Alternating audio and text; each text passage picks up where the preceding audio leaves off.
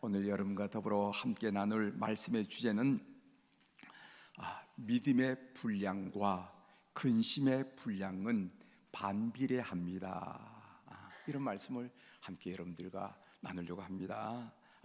믿음이 크면 근심, 걱정, 염려가 없어지고 믿음이 바닥을 헤매면 이상하게 이런 것도 걱정이고 저런 것도 근심이고 저런 것도 염려고 이렇게 내 마음에 근심, 걱정이 차여져 간다는 것을 우리가 신앙 경험을 통해서 알기 때문에 믿음의 분량은 근심의 분량과 반비례합니다 하는 이 말씀을 함께 여러분들과 더불어 드리고자 합니다. 제가 이집트에서 선교 사역을 할 때 IMF 경제 위기를 만났습니다. 1997년이죠. 여러분들도 그때 다 힘드셨죠? 다 힘들었지만은 선교지에 나가 있는 선교사들도 참 힘들었습니다. 예를 들어서 한국에 있는 선교회에서 선교비를 200만 원을 보냈다 하면은 IMF 전에는 그것이 2,000불 값어치를 했어요. 그 값어치를 가지고 아이들을 가르치고 생활하고 선교 사역하고 그랬습니다. 그런데 IMF 때는 어떻게 됐느냐 하면은 그 200만 원이 1,000불 가치가 되고 말았어요.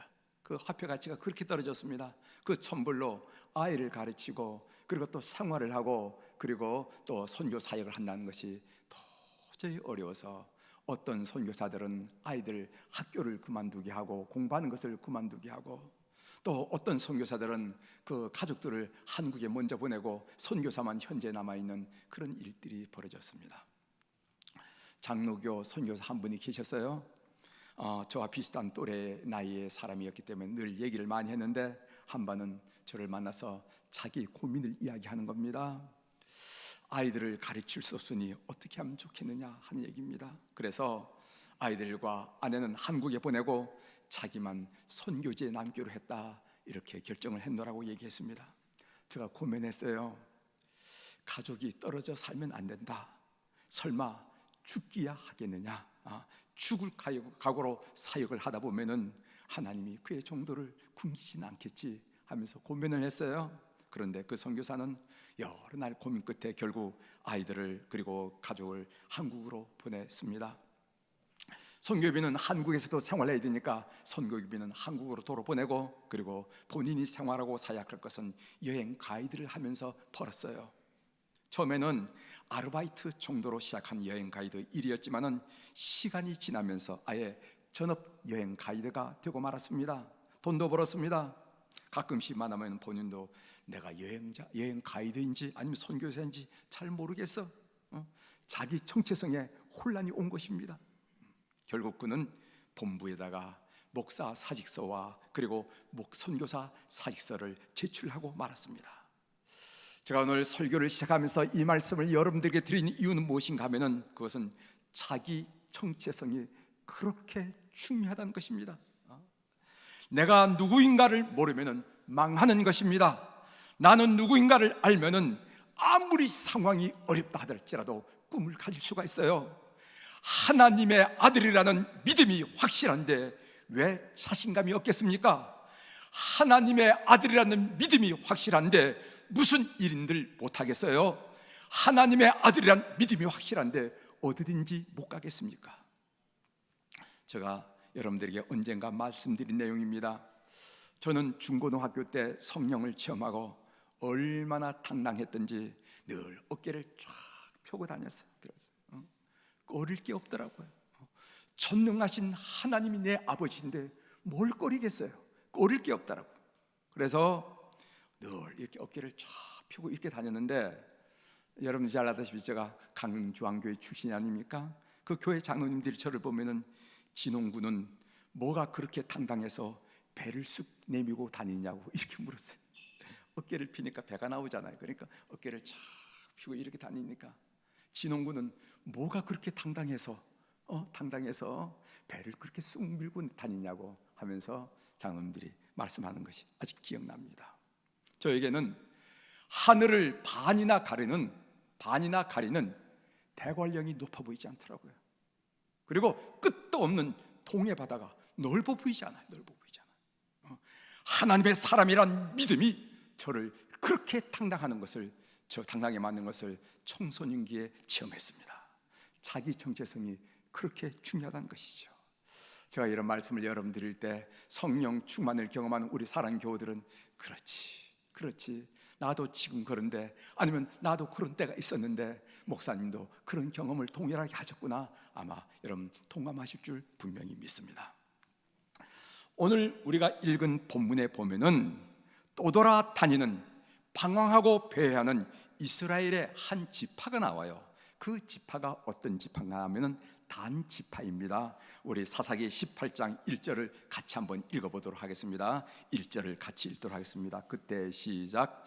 그때 이스라엘에 왕이 없었고 단 지파는 이때 거할 기업의 땅을 구하는 중이었으니 이는 그들이 이스라엘 지파 중에서 이때까지 기업의 땅 분배함을 얻지 못하였습니다. 단 지파가 떠돌아다닌다는 겁니다. 단 지파가 배회한다는 겁니다. 그 이유는 무엇인가 하면은 그들이 살아갈 땅을 구하기 위해서 배회를 한다, 이렇게 오늘 18장 1절에서 말씀하시는 것입니다. 여기에 이스라엘의 기업 분배에 대해서 여러분들이 잘 알고 계시겠지만 다시 한번 정리하면서 말씀을 좀 드릴 필요가 있습니다. 모세 용도 아래 40년 동안 광야를 지나 출애굽하던 이스라엘 백성들이 젖과 꿀이 흐르는 가나안 땅에 들어가게 되죠. 그러나 그들이 기대했던 젖과 꿀이 흐르는 가나안 땅은 텅 빈 땅이 아니었습니다. 우리가 간척지를 해놓고 아무도 심지 않고 길도 나지 않은 그런 땅이 아니었습니다. 이미 그 땅은 그 강력한 가나안 원주민들이 살고 있었어요. 그러니까 가나안 땅을 분배했다, 젖과 꿀이 흐르는 가나안 땅을 분배했다, 이것은 무슨 말이냐 하면 사명의 분배이고 비전의 분배였습니다.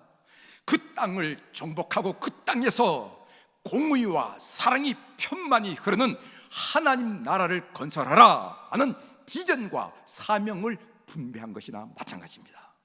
이스라엘이 그 땅을 얻기 위해서는요, 가나안 원주민들 쫓아내야 됐습니다. 모세의 후계자 여호수아를 중심으로 이스라엘 백성들은 가나안 정복 전쟁을 수행하죠. 그 가나안 정복 전쟁 이야기가 여러분 창세기, 출애굽기, 레위기, 민수기, 신명기 하면서 나오는 그 여호수아기가 바로 정복 전쟁에 대한 이야기입니다. 정복 전쟁이 어느 정도 마무리될 때 여호수아는 가나안 땅을 12지파에게 분배를 합니다. 이것을 신학적으로 기업 분배라 이렇게 이야기하죠. 그 기업 분배 이야기가 여호수아 19장, 20장, 21장, 22장에서 4장에 걸쳐 나오는데 오늘 본문의 주인공으로 나온 단 지파에게도 기업 분배를 했는데 그 기업 분배 이야기가 여호수아 19장 40절부터 46절에 나옵니다. 제가 그 부분을 한번 천천히 읽어드리겠습니다. 일곱째로 단 자손의 지파를 위하여 그들의 가족대로 제비를 뽑았으니 그들의 기업의 지역은 소라와 에스다올과 이르세메스와 살라빈과 아얄론과 아들라와 엘론과 딥나와 에그론과 엘드게와 기브돈과 바알랏과 여훗과 브네브락과 가드림몬과 메얄곤과 락곤과 요빠 맞은편 경계까지라. 이것이 바로 단지파가 정착할 분배받은 땅이라는 것이죠. 그들의 그 분배받은 땅은 기브온 산지로부터 지중해 해변 욕바에 이르는 기다란 평야 지역이었습니다. 그래서 제가 그 삼손 이야기, 삼손이 단지파죠. 삼손 이야기를 하면서 그 단지파가 차지한 땅은 오늘 우리 한국 땅으로 말하면 호남 평야와 같은 땅이라 한 얘기를 여러분 들어보셨죠? 호남 평야와 같은 땅이라 하고 평지, 옥토, 평지 이런 땅이었습니다. 그런데 우리는 사사기 1장 34절에서 이상한 말씀을 접하게 됩니다. 그 부분을 제가 읽어드리겠어요. 사사기 1장 34절입니다. 아모리 족속이 단 자손을 산지로 몰아넣고 골짜기에 내려오기를 용납하지 아니하였으며, 이런 말씀이 있어요. 이 말은 단 자손이 아모리 족속 원주민에 의해서 분배받은 땅에서 쫓겨났다, 이 말씀이에요. 따라서 오늘 본문 사사기 18장 1절에 단 지파는 그때 거주할 기업의 땅을 구하는 중이었으니 라는 말씀은 무슨 말인가 하면은 분배받은 땅에서 쫓겨나게 되어서 대신 분배받은 땅에서 쫓겨나게 되어서 대신 어디 살만한 땅이 없을까라고 다른 땅을 찾아다닌다, 그 말씀이라는 것이죠. 단지파는요, 사사기를 시작하는 사사기 1장에서부터 오늘 결론 부분인 사사기 18장의 일까지 역사로 말하면 3,400년 전 되죠. 많은 세월이 지났음에도 불구하고 여전히 땅을 찾아 방황하는, 그리고 유리하는 그런 지파가 되고 말았습니다. 하나님이 주신 비전을 상실하고 좀 더 편안한 삶의 자리를 찾아서 때로 몰려다니는 그 모습이 애처롭기까지 하다는 것을 느끼게 됩니다. 왜 단지파는 땅을 차지하지 못했을까요? 왜 다른 11지파는 땅을 차지해서 자기 기업을 일구어 가고 있는데 왜 이 단지파는 몇백 년 동안 자기 땅을 차지 못하고 이렇게 유리하고 방황하고 배회하고 있습니까? 한마디로 말하면 그것은 단지파는 하나님의 약속을 신뢰하고 그 땅의 주인이 되고자 하는 믿음이 없었기 때문이었다는 거예요. 그들에게는요, 하나님의 약속을 믿고 담대하게 나아가는 갈렙과 같은 믿음이 없었습니다. 헤브론 산지, 아낙 자손이 가는 그 헤브론 산지 얘기 나왔을 때 갈렙은 손을 들고 내가 나이가 85이지만은 그 땅을 내가 점령하리라 하면서 나갔던 그런 믿음이 이 단 자손에게는 없었다는 것입니다. 믿음이 없었기 때문에 작은 어려움에도 쉽게 무너지고 포기했습니다. 만일 하나님의 약속을 확실히 믿었다면 그들은 어떤 난관에 봉착했을지라도 눈 하나 깜짝하지 않고 그 땅에서 버텼을 것입니다. 무슨 말이야? 하나님이 주신 땅인데, 하나님이 주신 땅인데 덤벼봐라, 너희들이 하나님을 이길 수 있겠는가 하면서 그들이 그 땅을 지켜냈을 것이라 이 말이죠. 이런 믿음이 없었기 때문에 결국 자신들의 분배된 땅을 적들에게 고스란히 내주고 어디 좀 쉽게 얻을 땅이 없을까? 어디 좀 쉽게 살 수 있는 땅이 없을까? 라고 배회하고 두리번거리는 모습을 오늘 사사기 18장이 우리들에게 그려내주고 있습니다. 여러분, 하나님이 땅을 주시면 뭐합니까? 하나님이 비전을 주시면 뭐합니까? 하나님이 사명을 주시면 뭐하십니까? 그 땅을 차지할 믿음도 없고 고난을 극복할 믿음도 없고 장애물을 뚫고 나갈 믿음도 없는데 하나님이 비전 주시고 사명 주시고 약속하시면 뭐하냐 이 말이죠. 상업고등학교에 다니는 학생이 하나 있었습니다. 그 학생은 상업고등학교를 다녔기 때문에 음악 시간이 아예 없었어요. 그래서 기본적인 음정, 박자조차 제대로 알지 못했던 그는 교회 성가대에서 음악이라는 것을 만나게 됩니다. 음악이라는 걸 만나게 돼요. 그는 아름다운 찬양에 푹 빠져서 시간 가는 줄 모르고 찬양 연습했어요. 자기 고등학교 시절에 가장 행복한 순간은 뭐냐면 교회 와서 지도한 선생님에 따라서 소프라노, 엘토, 베이스, 테너, 이때가 가장 즐거웠어요. 고등부를 지도하는 전우사님이 그 음악에 대한 그 사랑, 그 열정을 보고 어떻게 하냐면 음대에 진학하도록 고면을 했습니다. 그의 비전은 찬양을 통해서 우리 하나님께 영광을 돌리고 찬양으로 하나님을 알지 못한 사람에게 그가 만났던 하나님, 그가 느꼈던 하나님의 사랑을 전하고 싶었어요. 그러나 인생은 그가 교육한 대로 굴러가지 않았습니다. 대학을 졸업하자 그는 결혼을 하게 되었고 가족을 먹여 살리기 위해서 음악은 그만두고 직업 전선에 뛰어들지 않을 수가 없었습니다. 하지만 비전을 포기할 수 없었어요. 그는 아내와 어린 딸을 남겨둔 채 늦은 나이에 유학길에 올랐습니다. 높은 언어 장벽에다가 나이 어린 학생들과 경쟁한다는 것이 쉽지만은 않았습니다. 무엇보다도 소리가 생각만큼 발전하고 좋아지지 않아요. 여러분, 성악가가 자신의 목소리가 발전하지 않을 때 그 자신이었을 때 얼마나 답답했겠어요. 슬럼프에, 깊은 슬럼프에 빠졌어요. 발전되는 것은 없는데 세월은 너무도 빨리 지나갑니다. 눈만 감으면 아내 모습이 어른거리고 눈만 감으면 어린 딸의 모습이 눈앞에 아른거려요. 그렇다고 아무런 소득 없이 무작정 귀국할 수도 없었습니다. 이렇게 힘든 상황이었지만은 그가 놓지 않은 것이었어요. 그것은 뭐냐면 고등학교 때 자기 마음에 심겨준 하나님 말씀인데, 그 말씀이 뭐냐면은 하나님은 우리의 피난처시요 힘이시니 환난 중에 만날 큰 도움이시니라, 이 말씀이에요. 포기할까 하면 이 말씀이 자기 가슴이 울리는 거예요. 하나님은 우리의 피난처시요 힘이시니 환난 중에 만날 큰 도움이시라. 그는 이 말씀을 붙들고 새벽마다 애국 땅이지만 하나님께 매어 달렸습니다. 그의 믿음이 포기를 거부했어요. 그러던 중 정명훈 선생을 만나게 되었고, 로마 국립극장 무대에서 오페라 오델로 역을 맡는 그런 기회를 얻게 되었습니다. 그가 지금 국내를 오가면서 오페라에 출연하는 성악가 김남두 씨입니다. 김남두 씨는 이탈리아 아퀴라 국립음악원을 졸업하고 테너로 활동하는 충신교회 성도 집사입니다. 제가 한 성악가 이야기를 여러분들에게 들려주고 싶은 것은 뭐냐면은, 어떤 역경에도 비전을 포기하지 않은 믿음이 우리에게 돋보였기 때문에 그렇습니다. 이제 사사기 18장 7절을 한번 보십시오. 하나님이 약속한 땅이 아닌 라이스란 정읍을 정탐한 그 정탐꾼들의, 단지파의 정탐꾼들의 탐지 내용이 나와 있는데 우리 한번 보도록 하겠습니다. 사사기 18장 7절입니다. 같이 읽도록 하겠습니다.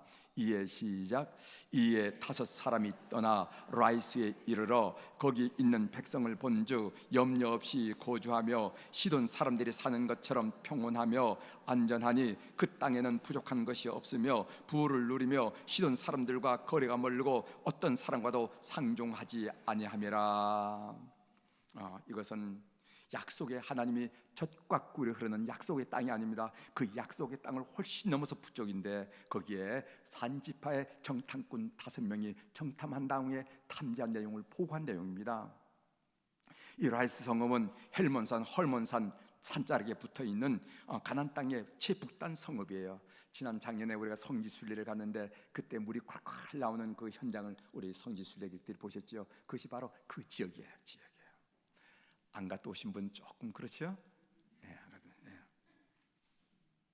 제가 오늘 이 말씀에 관심을 가진 것은 그들이 라이스 성읍을 평가했던 기준이에요. 어떤 기준으로 그 성읍을 평가했는가, 어떤 기준으로 그 성읍을 판단했는가인데, 첫 번째, 그들은 그 땅을 시돈과 비교했습니다.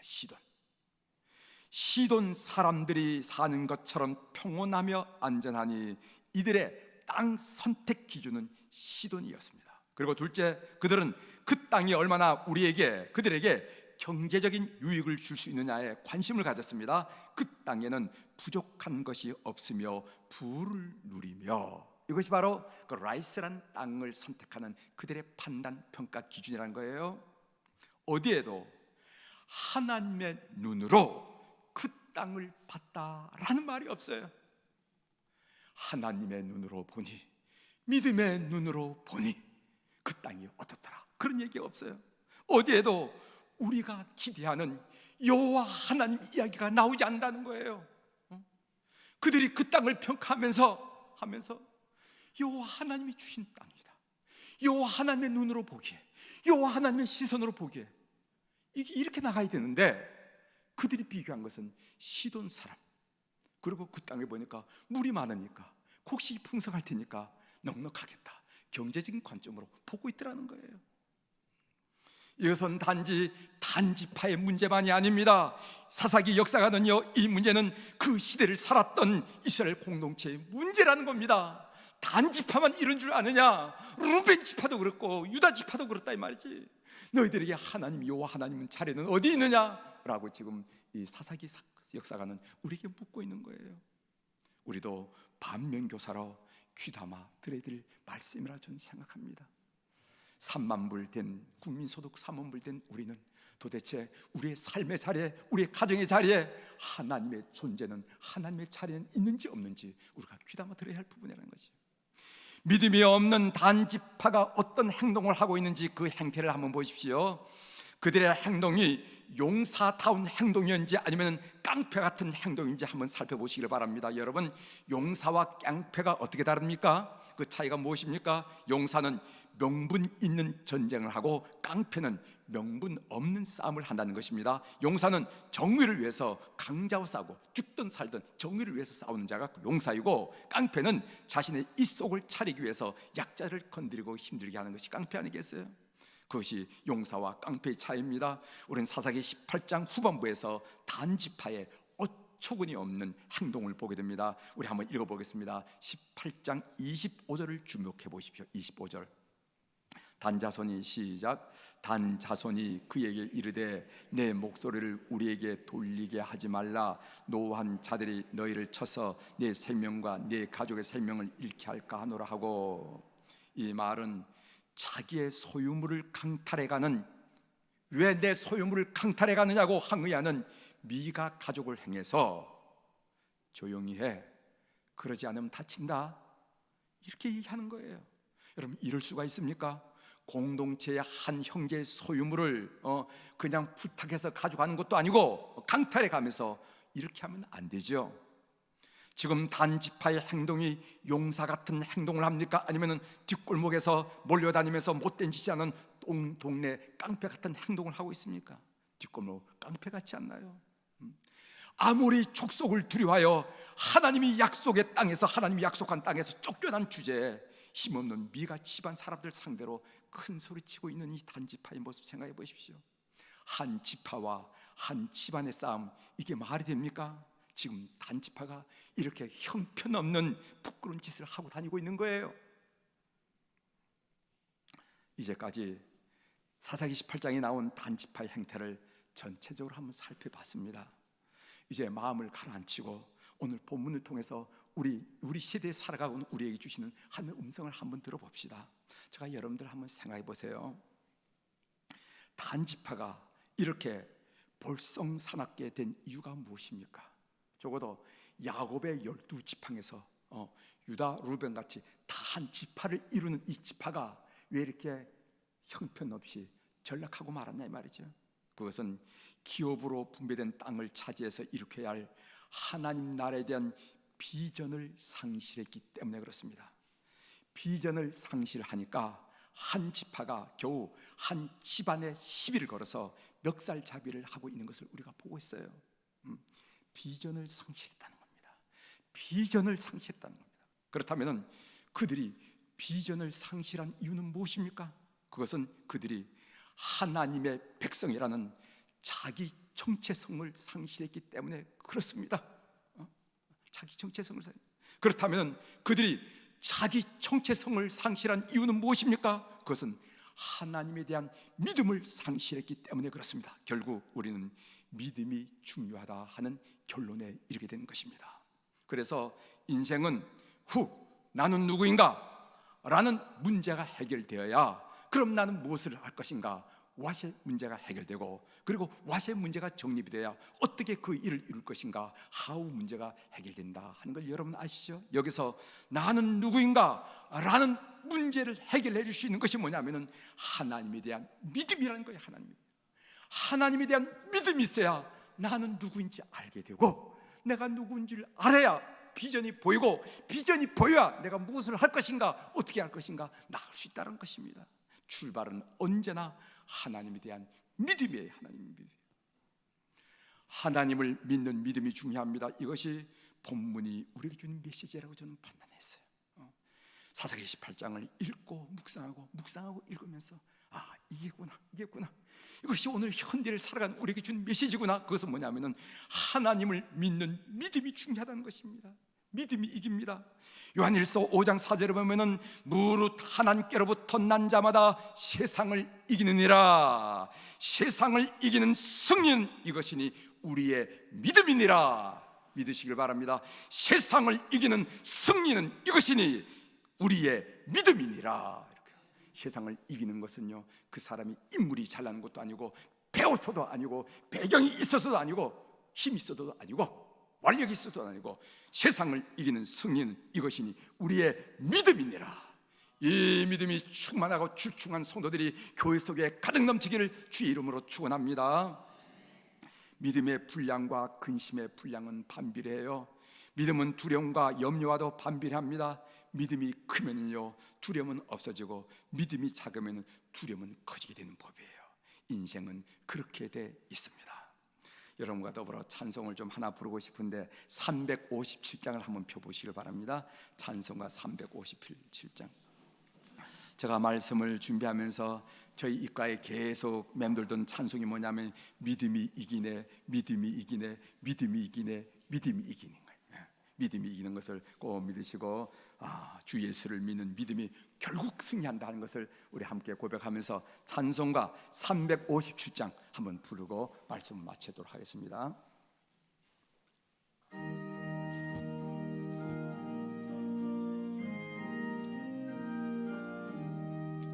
주 믿는 사람 일어나 다 힘을 합하여 이 세상 모든 마귀를 다 쳐서 멸하세.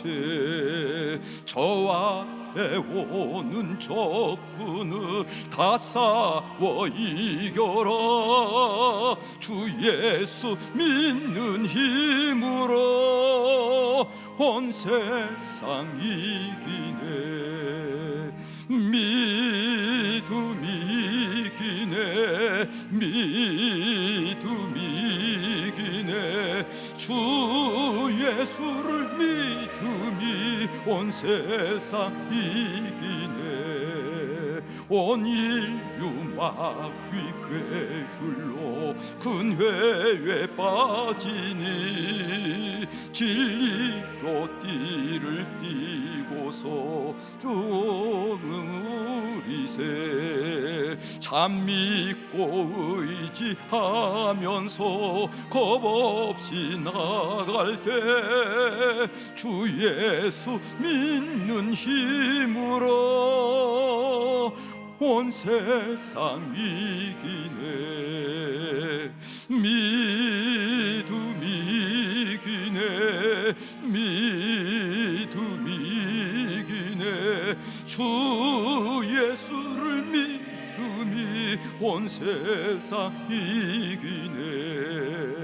끝까지 이기 자에게 흰옷을 입히고 또 영생 복을 주시니 참 기쁜 일일세. 이 어두운 세상 지나서 저 천성 가도록 주 예수 믿는 힘으로 온 세상 이기네. 믿음이 이기네, 믿음이 이기네. 주 예수를 믿음이 세상 이기네. 아멘. 이제 말씀을 마치겠습니다. 사랑하는 교회 여러분, 오늘 본문은 우리에게 질문하고 있습니다. 너는 하나님을 어느 정도로 믿고 있니? 너는 하나님을 어느 정도로 믿고 있니? 너가 가진 통장의 저축 액수만큼 믿고 있니? 너가 신뢰한 네 아들만큼 믿고 있니? 우리가 정직하게 대답해야 할 질문의 내용입니다. 어떤 분은 코로나19 바이러스는 하나님께서 알공 믿음과 쭉정이 믿음을 구분하는 믿음의 기질이라고 얘기하는 분이 있었습니다. 정신이 번쩍 들지 않습니까? 믿음 갖기 참으로 어려운 시대를 우리가 살아가고 있어요. 정말 그렇습니다. 사랑하는 교회 여러분, 믿음의 사람이 되기를 주의 이름으로 축원합니다. 기도하시겠습니다.